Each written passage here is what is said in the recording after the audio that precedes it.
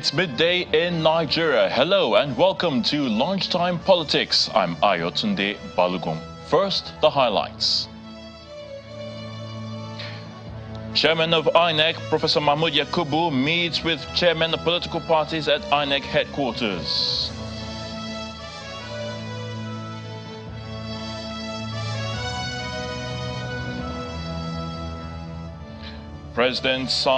President approves 2 executive orders on boosting the Nigerian currency, the Naira.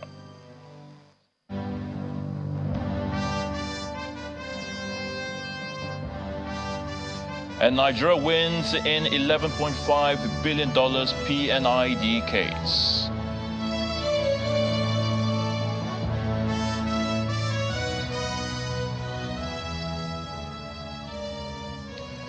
Thank you for joining us. Of course, it is Lunchtime Politics right here on Channels Television.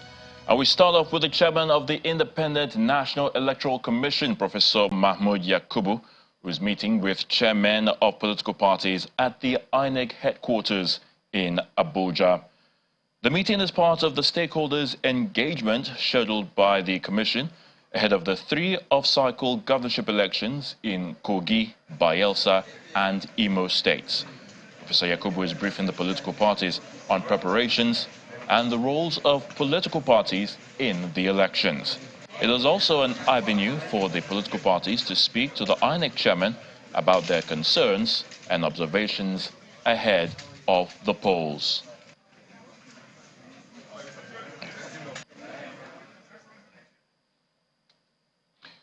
The president says he is definitely focused on revamping the nation's economy. And in line with this, President Bola Tinubu has approved 2 executive orders that will help boost the supply of foreign exchange in the country and stabilize the country's currency, the Naira. The Minister of Finance and Coordinating Minister for the Economy, Mr. Wale Edun, made this known after the Federal Executive Council meeting. Our State House correspondent, Larry Lasisi, reports.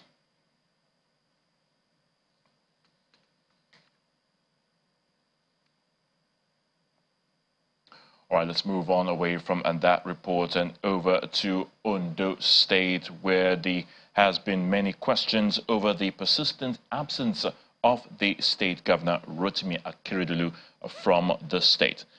The opposition People's Democratic Party in the state is asking for the state governor who has been away for months, to resume or be impeached from office. To discuss this development with us, we have, of course, Mr. G.T. Ogunye, who will be joining us on Zoom to tell us what exactly is going on as far as this issue is concerned.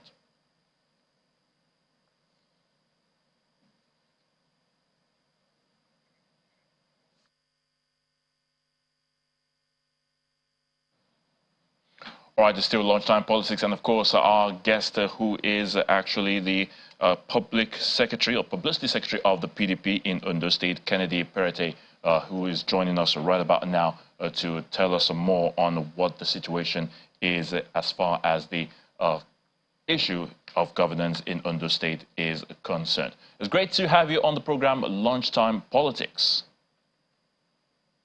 Good afternoon, and thanks for having me this afternoon. Yes, great to have you, of course. Let's start off by asking exactly your thoughts, your initial reaction concerning the absence of the governor of the state, Rotimi Akeredolu, who was on medical vacation abroad. But according to the opposition, the PDP, he hasn't been in the state for quite a few months now to oversee the issue of governance. And this indeed are times of concern for the people of Ondo State, particularly for the opposition PDP. What was your initial reaction when all this broke out?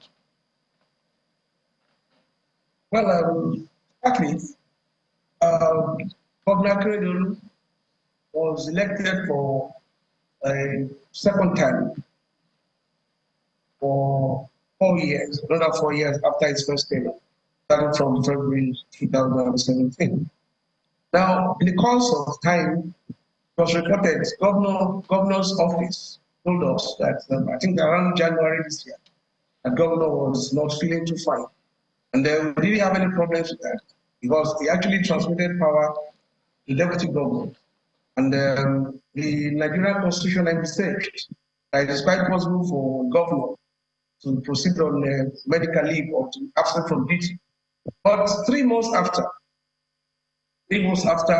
precisely on the 7th of September, there were reports that governor was back in Nigeria. Because he was still on television in Ibadan, some people saw him. But here in Akure, the Ondo State capital, nobody has cited him. And it was becoming difficult to believe that a governor that was elected for the purpose of administering the affairs of the state and decided to go into hiding in Ibadan, especially when he was prayed for by clerics, Muslim and Christians, was prayed for by the APC, also the opposition PDP. So if he comes back in Nigeria, what we expected him to do was to come from those states, thank the people, appreciate them for their prayers, and go back to his duty post. But as I speak to you, more than 5 weeks after he returned to Nigeria, he has not been anywhere around the post, and we are getting worried. Maybe it is also true that he's incapacitated, as reported by the former national chairman of the APC, Adamu Abdullahi. But if he's incapacitated, as has been rumored, then the next thing for him to do is to either resign or get impeached by the minister. All right, I'm going to hold your thoughts there for a moment. And of course, we have Mr. Jiti Ogunye, who is also with us. He has just joined us now in our studios to talk us exactly what is going on as far as this issue is concerned. It's great to have you on the program, Mr. Jiti Ogunye, on Lunchtime Politics. Thanks for inviting me. All right, now, I'm sure you must have heard a few comments there from the Publicity Secretary of the PDP, Mr. Kennedy Perete, concerning the absence of Governor Akeredolu. What's your reaction, or what was your reaction when this whole, shall I say, saga broke out concerning the absence of the governor since his return from medical vacation abroad? Let's start with that. Okay, generally, let me say that the Constitution of the Federal Republic of Nigeria indeed anticipates that the holder of a public office of a governor or the president could fall ill. And that's why under Section 190 of the Constitution, provision is made for a leave of absence. The only important constitutional requirement, which was by way of an insertion in the Constitution, by way of an amendment, is that within 21 days of leaving the office for vacation, either medical leave or otherwise, he must so notify the House of Assembly of a state so that the deputy governor can then become the acting governor.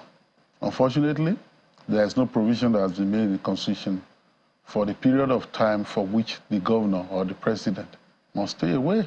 Recall that the last time the president of the Federal Republic of Nigeria on one occasion almost stayed away for 6 months. It wasn't desirable, but it was not abominable under the Constitution, because the Constitution anticipated that the person could fall ill. In any case, under Section 189 of the Constitution, if that illness is now becoming a permanent incapacity, so to speak, the Executive Council of the state, in this case, the Ondo State Executive Council, can pass a resolution, make a declaration that their governor is incapable of discharging the function of his office, either because he's sick in mind or in body, and that will be transmitted to the House. The Speaker will then put in place a panel of 5 persons, medical practitioners, including one who is the personal physician of the holder of that office, and then they will conduct an examination. And if the examination comes to the conclusion, if an opinion, a medical opinion is generated in the area in which that holder of office is ill, that the person has become permanently incapable. That's the word, permanent incapacity. Meaning that a governor can be having incapacity that is not permanent. And that but up till now, we haven't gotten any. We haven't gotten any clues as to exactly what a problem is with the governor? Is he really incapacitated? Which is the issue. I wish to see more transparency and more disclosure.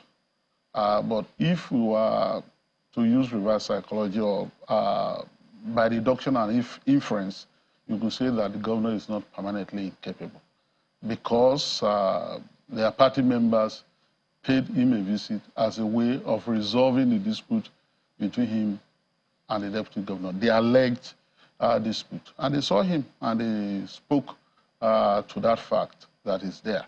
And his aides keep saying that he's in Nevada and that he went to his office and all that. And journalists like yourself, who are investigative journalists, could indeed demand that they want to conduct an interview with him to really confirm that he's not incapable. Convalescence and recuperation is a medical, demand when somebody has just come out of a very challenging illness. That could be so.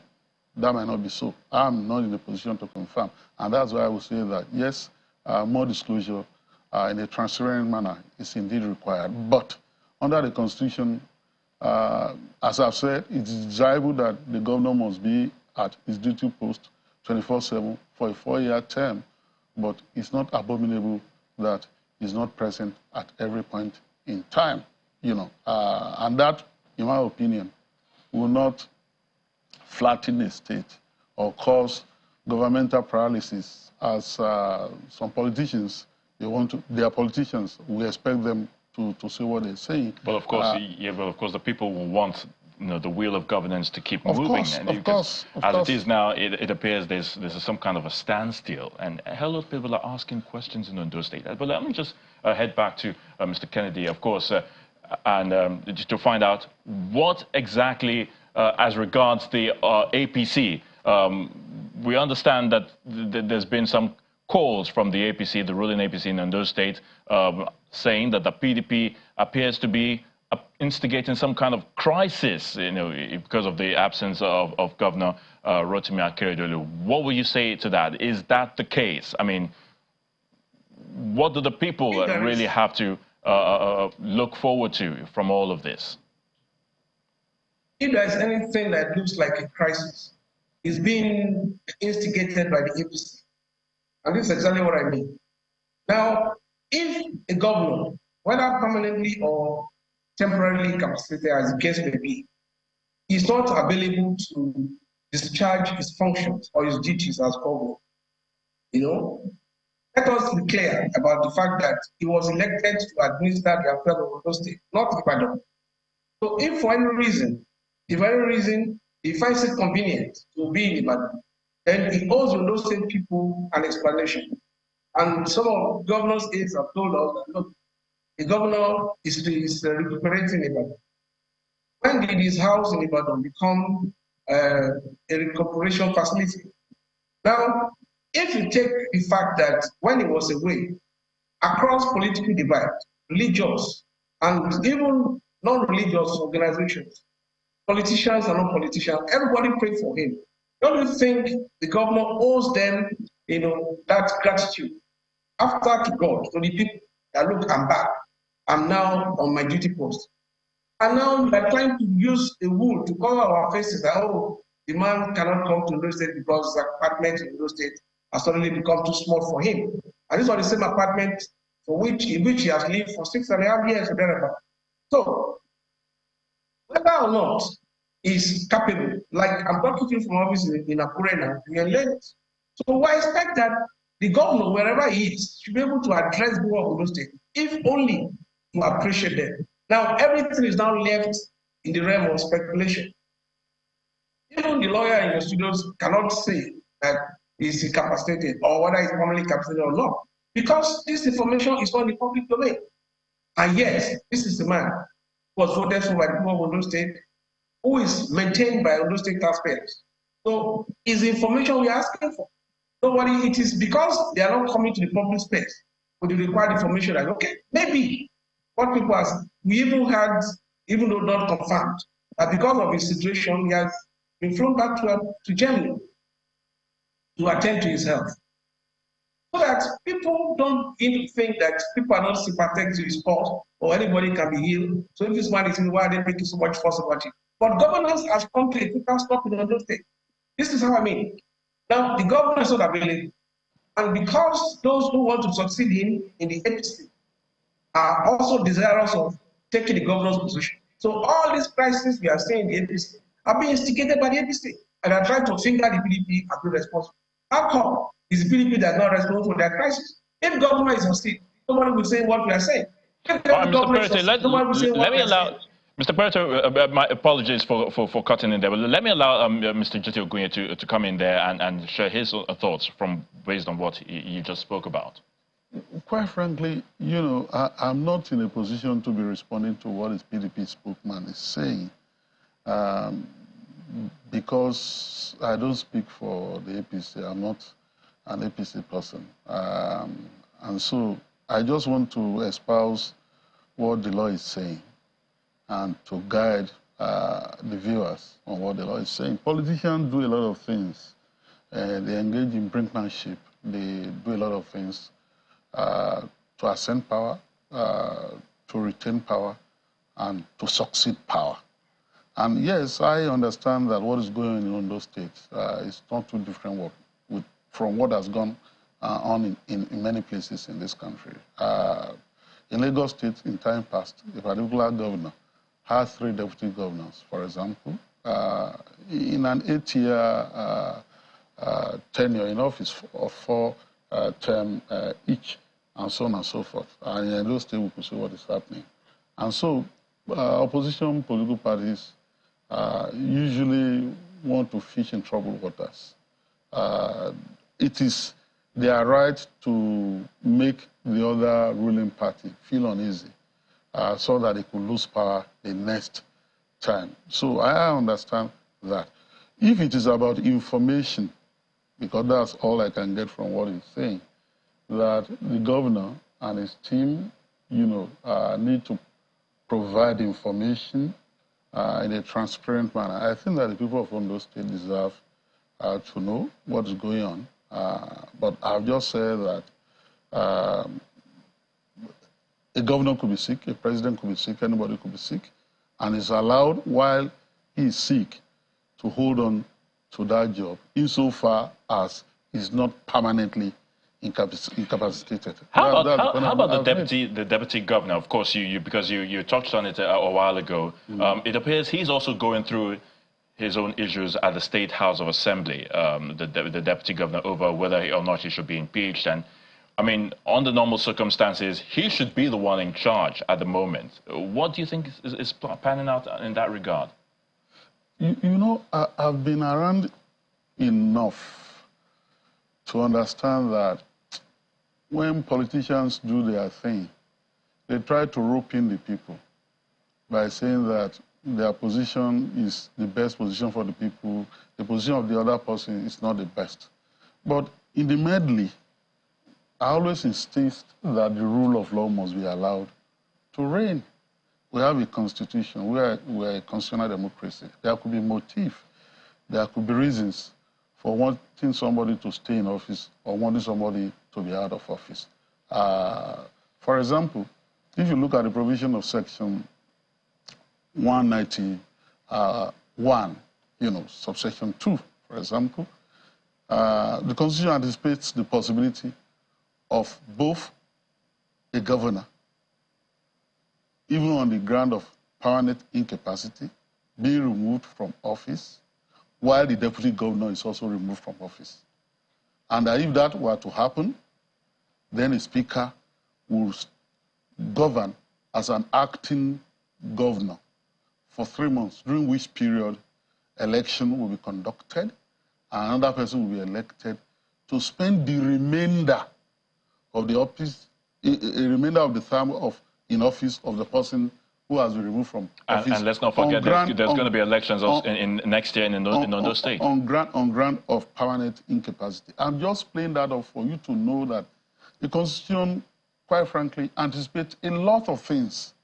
And so my insistence always is that there could be there can be who and cry is that if you receive a notice, let the process go on.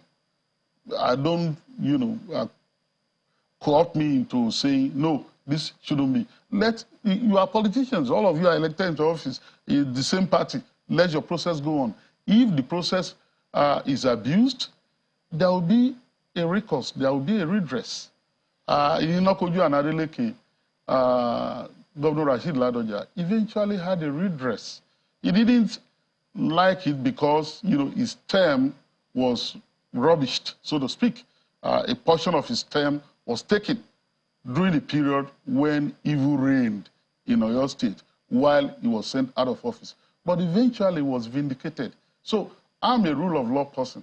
And so when politicians try to do their thing, I stay back and say, allow the rule of law to prevail. And then that will satisfy everybody in the circumstances. All right, let's get back to Mr. Kennedy Perete. Of course, so tell us, what exactly does the opposition PDP intend to do now, given that this matter is still very much on the front burner for the people of Ondo State? There have been calls already from your party for the governor to either return to office in Akure or do the honorable thing by stepping down, resigning completely. What's next for the PDP right now? Well, there are always constitutional safeguards for this kind of situations. For example, people have asked us why we want him to come to those states. Why can't you operate from a back? I said, look, the Constitution also says that the governor must hold regular, meetings with the deputy governor and the members of his cabinet. It's a constitutionally provided condition. So one of the conditions that he says he's unable to hold this meeting as stipulated by the Constitution, it means there is a violation. Whether he's incapacitated or not, it's not even the issue now, but that these meetings are not holding. One. Two, apart from the fact that these meetings are not holding, we find out that because of the crisis that the APC itself has generated among themselves, because of succession, governor is not available, deputy governor is not available, the House of Assembly is embroiled in crisis up to this morning with deputy governor. So where do they leave the Ondo State people in all of this? If you are fighting yourselves and the Ondo State people are suffering, is that what you are expecting us to do? Is that what you are expecting to keep quiet for? That it doesn't matter. It can be ill. It can operate from it. So specifically, if he's not able to meet what is required of him as governor, then whatever is the situation with him, he should quietly and honorably resign. But more importantly, I'm not a medical doctor, but they have said that this man just came from the hospital in Germany and needed time to recuperate. If he needed time to recuperate, would that be the reason for which, the due process is not followed? If you want to relax or you want to recuperate, you can as well transmit power to the deputy government. And people have also said that maybe the PDP is working in league with the deputy government. Let me quickly put this on record, that we don't have any connection or any contact with the deputy government. We have no business with the deputy government. We have no business with the crisis APC. The important thing is that let Akure do the job for which he has been elected to do.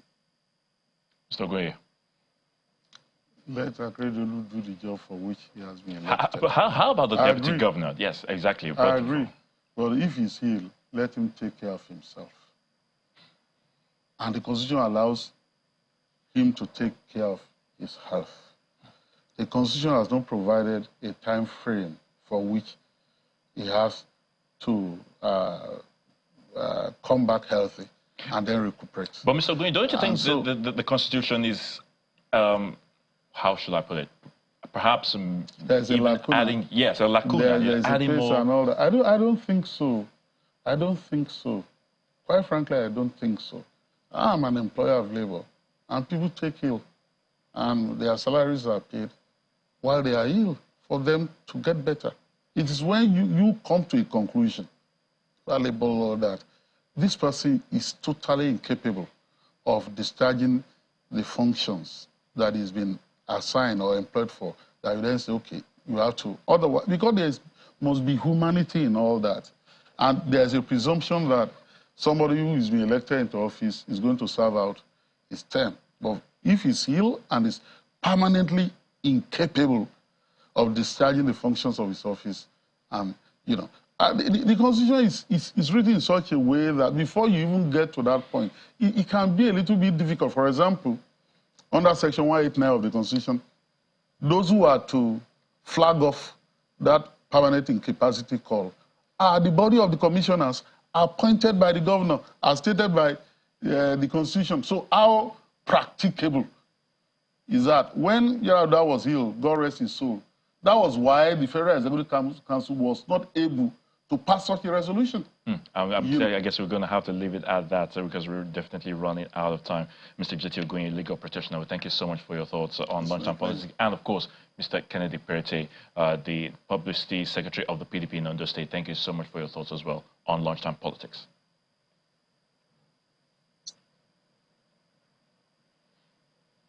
All right, we'll be drawing the curtain on the program Lunchtime Politics as always. Thank you so much for watching. I'm Ayotunde Balogun.